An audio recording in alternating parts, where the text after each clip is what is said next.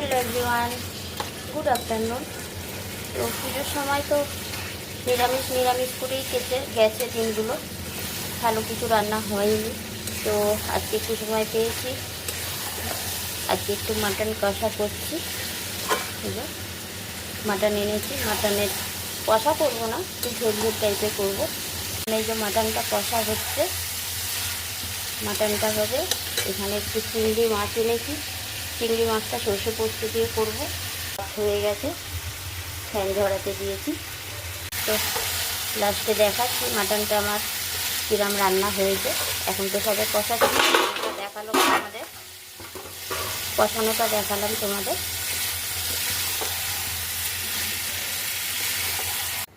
মটনটা আমি প্রেশার কুকারে দিয়ে দিয়েছি। এবার চিংড়ি মাছটা বানাবো। কালো জিরে দিয়েছি, কাঁচা লঙ্কা দিয়ে দিলাম। ফোড়নটা ভাজা ভাজা হয়ে গেছে, এবার চিংড়ি মাছগুলো দিয়ে দিচ্ছি।